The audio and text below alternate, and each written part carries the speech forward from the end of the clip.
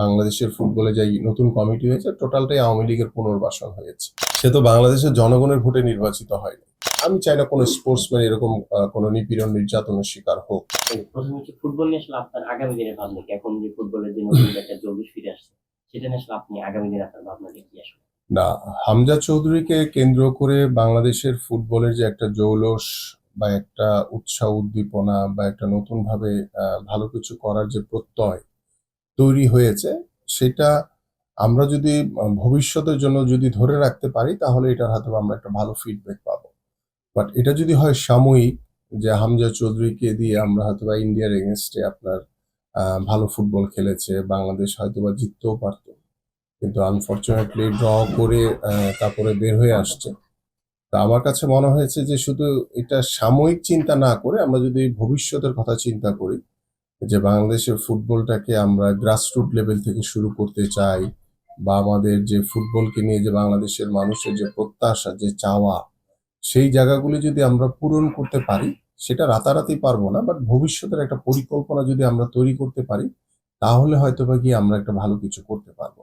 Otherwise যেই craze বা যে উৎসাহ উদ্দীপনা তৈরি হয়েছে, সেটা হয়তোবা ওই আমরা বিগত সময় যেমন দেখেছি যে বাংলাদেশ যখন সাব ফুটবল চ্যাম্পিয়ন হয়েছে বা আমরা সাব গেমসে চ্যাম্পিয়ন হয়েছি, সেটাকে ধরে বাংলাদেশের ফুটবল এগিয়ে যাওয়ার যে স্বপ্ন দেখেছিল, সেটা মাঝপথে গিয়েই আবার হারিয়ে গেছে।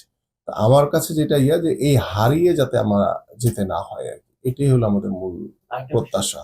বাংলাদেশি বংশোদ্ভূত অনেক ফুটবলার এখন বহির্বিশ্ব থেকে আমরা খোঁজ পাচ্ছি, বা যারা বাংলাদেশে খেলতে চায়, যেমন রিসেন্টলি হচ্ছে শামিদ সোম আসতে যাচ্ছে।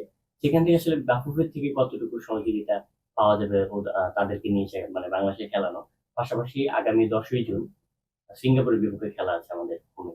সেই বিষয় নিয়ে মানে ম্যাচ কেমন হতে পারে, বা হামজা খেলবে, শামিদ সোমকেও খেলানো যায় কিনা, এর আগেই তার পাসপোর্ট সহ সবকিছু কমপ্লিট করে। বিষয়টা হয়েছে কি যে মানে বিদেশে আমাদের বাংলাদেশি বংশোদ্ভূত যারা ফুটবলার রয়েছে, অনেকেই আপনার জামাল ভুঁইয়া, তারপর হচ্ছে হামজা চৌধুরী বা অন্যান্য যারা এসছেন, তাদের মতো করে অনেকেই এখন স্বপ্ন দেখেন যে বিদেশে যারা বড় হয়েছেন বাংলাদেশি বংশোদ্ভূত, যে লাইক আপনি যেটি বলেন যে সামিত সোমের মতো একজন ফুটবলার, তিনি যদি এসে বাংলাদেশের যে ওয়েদার বা বাংলাদেশের যে প্রেক্ষাপট, বা হামজা চৌধুরী যেভাবে আমার কাছে মনে হয়েছে যে অ্যাডজাস্ট করে গেছে, এরকম যদি অ্যাডজাস্ট করে যেতে পারে, তাহলে আমার কাছে মনে হয় যে এটা ভালো একটি দিক আমি মনে করি, যেটি বাংলাদেশের ফুটবলকে আরেকটু শক্তিশালী করার জন্য অনেক কাজে লাগবে। বাট মূল বিষয়টা হচ্ছে কি, এটা তো একটা সাময়িক একটা প্রসেস, যে আমরা বিদেশে যারা অবস্থান করছে বাংলাদেশি বংশোদ্ভূত,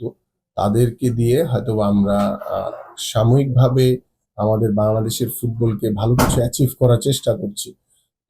কিন্তু ইন দ্য লং রান আমাদের যদি পাইপলাইনে ভালো ফুটবলার না থাকে, বা আমরা গ্রাসরুট লেভেল থেকে যদি ফুটবলার তৈরির যে কাজগুলি করা দরকার, লাইক আমাদের পাইপলাইনে হামজা চৌধুরী থাকতে হবে, এরকম ফুটবলার তৈরি করার যে ট্রেডিশন বলেন বা আমাদের যে পরিকল্পনা বলেন, সেটাকে যদি আমরা ভালোভাবে তৈরি করতে না পারি, তাহলে কিন্তু ভালো কিছু আমরা অ্যাচিভ করতে পারবো না ভবিষ্যতে।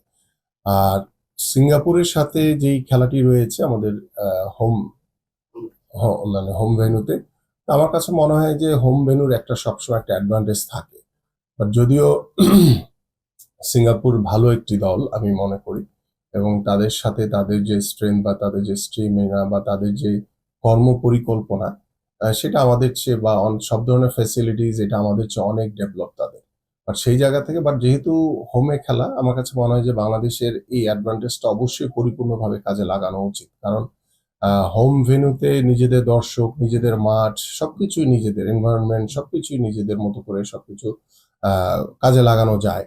তো সেই জায়গা থেকে আমার কাছে মনে হয় যে বাংলাদেশ যেহেতু হামজা চৌধুরী খেলবে, পাশাপাশি অন্যান্য আরো বিদেশি বংশোদ্ভূত যারা ফুটবলার রয়েছে, আমাদের বাংলাদেশি বংশোদ্ভূত যে ফুটবলার রয়েছে, তাদেরকে কাজে লাগিয়ে বাংলাদেশের অবশ্যই আমার কাছে মনে হয় যে বিজয়ী হওয়ার একটা সম্ভাবনা রয়েছে। বিগত দিনে যে সালাউদ্দিনের যে বোর্ডটা ছিল বা সেই বিষয়ে তো আপনারা অবশ্য অবগত যে দুর্নীতি কি পরিমাণ হয়েছে। হুম, হুম। সেই বিষয়ে আসলে আপনার মন্তব্য কি? না, গত 17 বছর তো বাংলাদেশের প্রত্যেকটি রাষ্ট্রীয় প্রতিষ্ঠানে দুর্নীতি সর্বোচ্চ শিখরে পৌঁছে গিয়েছিল, সেটি আমরা এখন বিভিন্ন সময় কথাগুলি বলছি।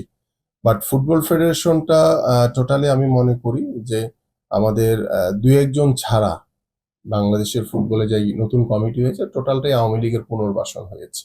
তো আওয়ামী লীগের পুনর্বাসন করে তারা আপনি ভালো কিছু আশা করতে পারেন না, কারণ গত 17 বছর তারা বাংলাদেশের ফুটবলটাকে তলানিতে নিয়ে গেছে। তো সেই জায়গা থেকে এখন সেই আওয়ামী লীগের পুনর্বাসন দিয়ে আপনি বাংলাদেশের ফুটবলকে কেন্দ্র করে বাংলাদেশের মানুষের যে প্রত্যাশা সেটা কতটুকু পূরণ হবে সেটা সময়ই বলে দিবে।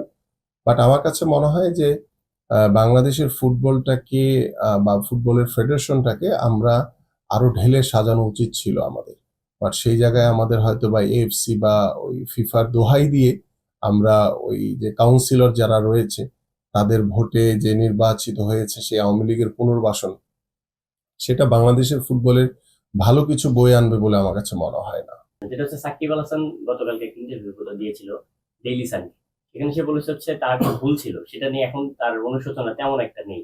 মানে সে যে ভুল করেছে সেটা সে ওইভাবে স্বীকার করতে চায় না, এবং এমনকি বলেছে যে সে যদি পরবর্তীতে আবারও নির্বাচন করে তাহলে সে আবারও জয়লাভ করবে। সে বিষয়ে আসলে আপনার মন্তব্য কি? মানে তার ভিতরে যে অনুশোচনাটা তো না, আসলে সে তো বাংলাদেশের জনগণের ভোটে নির্বাচিত হয়নি। সে তো আওয়ামী লীগের যে স্বৈরাচারী যে শাসন বা স্বৈরাচারী যে ব্যবস্থার মাধ্যমে গত 17 বছর বাংলাদেশে ভোট হয়েছে, যে আপনার সেই 2014 সালে নির্বাচনের কথা ধরেন, 18 সালে নির্বাচনের কথা ধরেন, 2024 সালে যে নাটকীয় নির্বাচন হয়েছে, ডামি নির্বাচন, সেটি সারা বাংলাদেশের মানুষই জানে।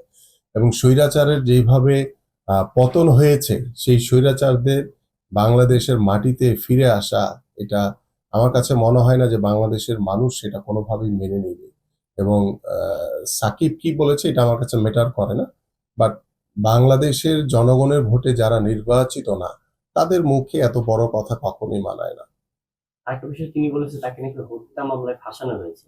আর তার ভিতরে তার যে হত্যা মামলা করা হয়েছিল সেটা বলেছে যে করেছে সেও নাকি তার নাম জানে না। মানে তার অভিযোগ কেমন ছিল? আমি আমি এই বিষয়টা নিয়ে জানি না, কারণ এটা হচ্ছে রাষ্ট্রীয় সিদ্ধান্ত, এবং রাষ্ট্রীয় সিদ্ধান্তকে আমাদের মেনে নিয়ে আমাদের সামনের দিকে কাজ করতে হবে, এগোতে হবে। এবং গত 17 বছরে স্বৈরাচার সরকার যেভাবে বাংলাদেশের মানুষের উপরে জুলুম নির্যাতন নিপীড়ন চালিয়েছে, আমাদের বহু ভাইদেরকে গুম করেছে, হত্যা করেছে, এবং গত জুলাই আগস্টে আমাদের ছাত্র জনতা এবং বাংলাদেশ জাতীয়তাবাদী দলের প্রত্যেকটি নেতা কর্মীকে যেভাবে গুলি করে হত্যা করেছে, তারপরেও যদি বলে যে এই 300 আসনে যারা সংসদ সদস্য ছিল, অবৈধ এমপি ছিল, তারা যদি বলে যে না তারা অপরাধী না, তাহলে এটা বাংলাদেশের সরকার, বাংলাদেশের জনগণই তাদের সিদ্ধান্ত নেবে। ফার্স্ট একটা প্রশ্ন, সাকিব আল হাসান মানে বাংলাদেশে এসে সে খেলার একটা ইচ্ছা পোষণ করেছে। আপনি একজন খেলোয়াড় হিসেবে কিভাবে দেখছেন? না, আমার কাছে মনে হয় যে একজন স্পোর্টসম্যান হিসেবে আমার সাথে যেই নির্যাতন, যে নিপীড়নের শিকার হয়েছে, আমি চাই না কোনো স্পোর্টসম্যান এরকম কোনো নিপীড়ন নির্যাতনের শিকার হোক।